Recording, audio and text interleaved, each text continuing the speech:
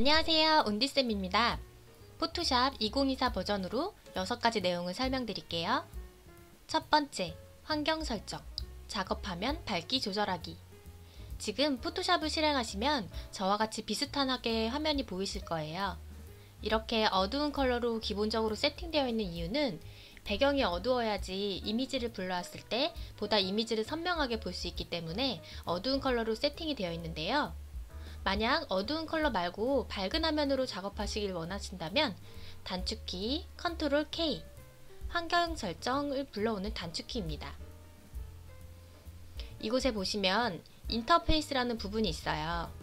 여기를 눌러서 색상 테마를 밝게도 변경할 수 있습니다. 저는 다시 원래 컬러로 변경할게요. 환경 설정 단축키 외에 위 메뉴에 보시면 편집에서 환경 설정, 인터페이스 이렇게 들어와도 똑같이 컨트롤 K 누른 거랑 같습니다.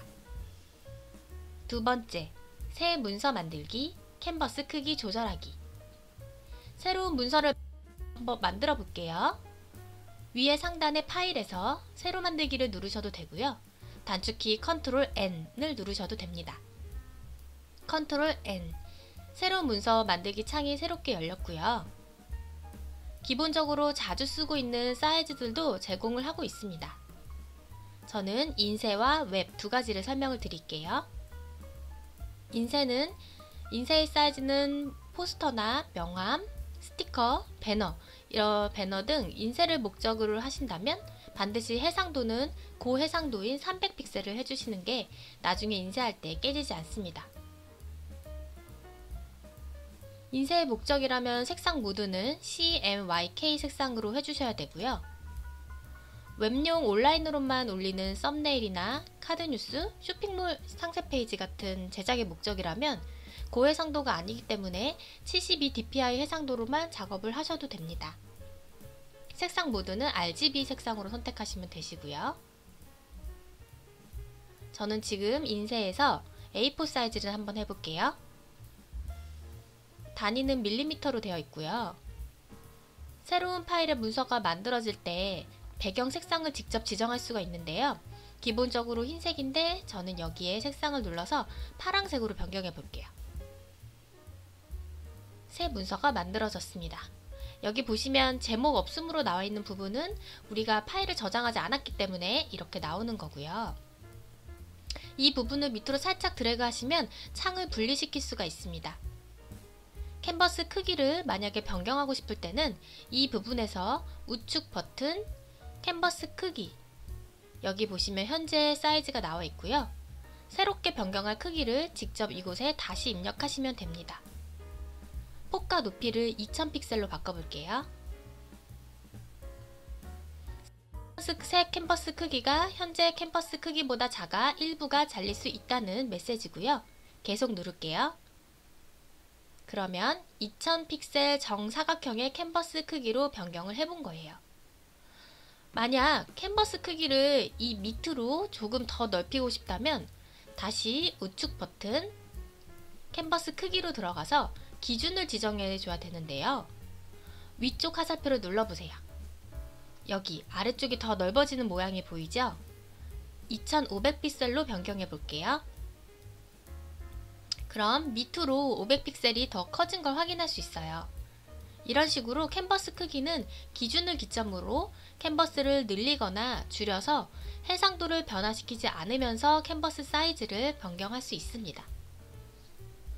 세 번째, 화면 구성, 작업화면 살펴보기. 맨 위에 상단에 보시면 파일, 편집, 이미지 등 이 부분을 메뉴 표시줄이라고 불러요. 포토샵 기능들이 탭으로 묶여 있는 부분이고요. 그 아래 부분을 옵션 바라고 합니다.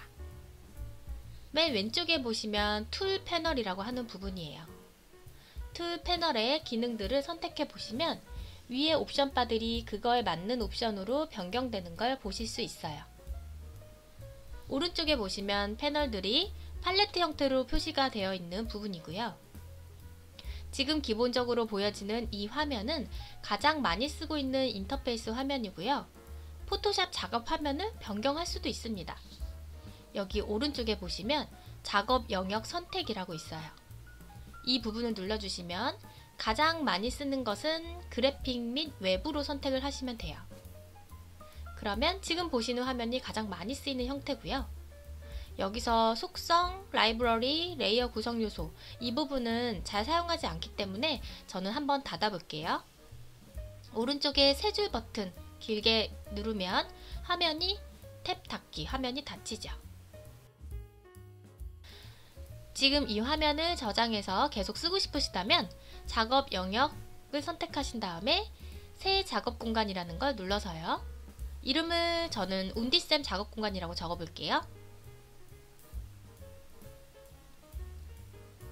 그러면 화면이 변경이 되고 닫혀진다 하더라도 다시 제가 저장된 화면을 불러올 수가 있죠. 이런 식으로 본인에 맞는 작업 화면을 저장을 해서 작업 공간을 사용하시면 패널이 여러 개로 분리되고 어지럽혀져도 또다시 재설정하기가 쉽습니다. 네 번째, 파일 열기. 자, 그러면 파일을 하나 열어서요. 본격적으로 조금 더 자세히 설명을 드릴게요. 파일을 여는 방법은 위에 메뉴에서 파일 열기 또는 단축키 컨트롤 O 아니시면 여기에 열기 버튼을 누르셔도 되고요. 열기 누르시면 제가 PSD 파일로 저장한 레이어 구조라는 파일을 하나 열어볼게요. 파일을 창에서 좀 분리시키기 위해서 제목 표시줄에서 드래그 밑으로 하시면 분리가 된다고 말씀드렸죠. 툴 패널은 기본적으로 이렇게 길게 늘어져 있지만 여기 이 조그만 화살표를 누르시면 짧게 줄여놓고 작업을 하는 게 저는 더 편하더라고요. 다섯 번째, 작업화면 확대, 축소, 이동. 여기에 캔버스의 이미지를 확대하고 축소하고 이동을 한번 해볼게요. 툴 패널에 보시면 돋보기 모양이 있어요. 돋보기 모양을 누르시고 마우스를 캔버스 이미지에다 갖다 대면 플러스 모양이 생겼죠? 그냥 클릭하시면 확대가 됩니다. 그리고 반대로 축소할 때는 키보드 Alt키를 누르면서 클릭하시면 축소가 되고요. 화면 캔버스를 이동하고 싶다면 키보드에 스페이스바를 누르면 손바닥 모양으로 바뀌어요. 이때 드래그를 하시면 이미지를 이동할 수도 있습니다. 그리고 위에 상단에 보시면 옵션바에서 화면 맞추기를 누르시면 다시 원래 화면에 맞춰서 딱 사이즈가 이미지가 채워진 걸 보실 수 있어요. 마지막으로 여섯 번째, 레이아웃 개념 이해하기.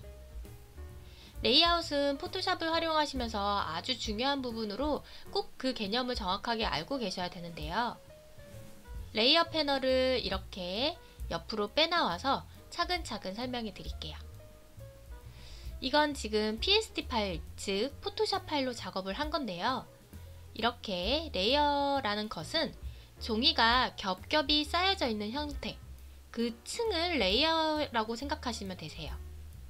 맨 밑에서부터 위로 레이어가 하나씩 쌓여져 있는 건데요. 맨 하단에 보시면 배경 색깔이 나오는데 백그라운드라고 되어 있어서 배경 레이어라고 합니다. 배경 레이어는 지금 보시면 자물쇠로 묶여져 있죠. 일반 레이어랑 달라서 편집을 하거나 이동, 수정 이렇게 할 경우에는 이 배경 백그라운드의 레이어를 일반 레이어로 변경을 해주셔야 되는데요. 일반 레이어로 변경하는 방법은 배경 백그라운드 레이어에서 더블 클릭, 확인 이러면 일반 레이어로 변경이 돼서 배경을 다른 컬러로 변경하거나 이동하거나 편집을 하실 수 있습니다. 다시 저는 컨트롤 Z 눌러서 이전으로 작업 돌아가기를 눌러서 백그라운드 배경을 돌려놓을게요. 그 위에는 액자라는 레이어가 있는데 어떤 부분이냐면 제가 이동을 한번 해볼게요. 왼쪽에 툴 패널에서 이동 도구인 첫 번째 버튼을 누르시고 마우스로 이렇게 드래그 해보면 그 부분이 이동되는 게 보여요. 이 부분이 지금 액자 레이어고요. 인물 레이어, 아이콘, 텍스트 이렇게 레이어가 층층이 쌓여져 있는 게 보이시죠? 레이어를 선택하실 때는 직접 그 해당하는 레이어 그림에다 대고 마우스를 드래그 하셔도 되시고요. 우측의 레이어 패널에서 마우스로 클릭하셔도 됩니다. 두 개 이상의 레이어를 선택하실 때는 키보드 컨트롤 키를 누르면서 클릭을 하면 됩니다. 자, 이번엔 레이어의 이름을 바꿔볼게요. 레이어들이 많을 때는 이름을 지정해야 헷갈리지 않게 작업할 수 있는데요. 액자라는 레이어를 더블 클릭하시면 활성화가 되고요. 여기서 이름을 바꾸시면 됩니다. 레이어를 이동할 때는요. 그 해당 레이어에다 대고 마우스를 드래그해서 내가 원하는 곳에 이렇게 파란 색깔의 선이 생기죠? 이 부분에 딱 드래그해서 두면 레이어를 이동할 수 있습니다. 지금 인물 레이어가 맨 하단에 있다 보니 가려져 있는데 다시 인물 레이어를 드래그해서 액자 위로 갖고 오면 이동이 되겠죠? 레이어를 숨길 때는 옆에 눈 모양 버튼 보이시죠? 이거를 누르면 가리고 다시 보이게끔 할 수 있습니다. 이번엔 레이어 복사하는 방법을 알려드릴게요. 인물 레이어를 드래그해서 맨 밑에 플러스 모양 버튼이 있죠? 거기다가 이렇게 드래그하면 하나 더 복사가 됩니다. 단축키는 컨트롤 J를 누르셔도 되세요. 이번엔 복사된 레이어를 삭제해 볼게요. 역시 드래그해서 옆에 휴지통에다가 드래그하면 되시고요. 이번엔 텍스트 레이어와 아이콘 레이어 두 개를 하나의 레이어로 한번 합쳐 볼게요.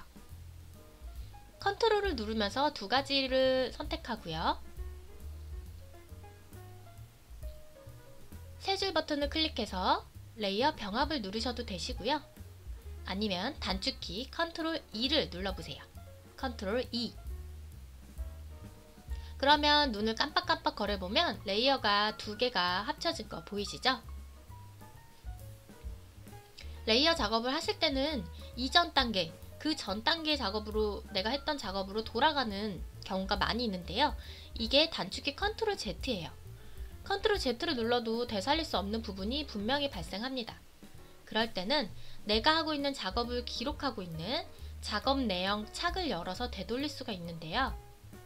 위에 메뉴의 창에서 작업 내역, 내가 작업하고 있는 작업의 기록을 모아놓은 곳이에요. 여기에 레이어를 병합하기 전 이 단계를 클릭하면 다시 그 전 단계로 바꿀 수 있죠. 자, 레이어 합치는 것까지 해봤고요. 이번엔 레이어 그룹을 만들어 볼게요. 텍스트랑 아이콘을 같은 레이어 그룹으로 묶고자 한다면 두 개 레이어를 선택한 다음 단축키 컨트롤 G를 누르시거나 하단 폴더 모양 보이시죠?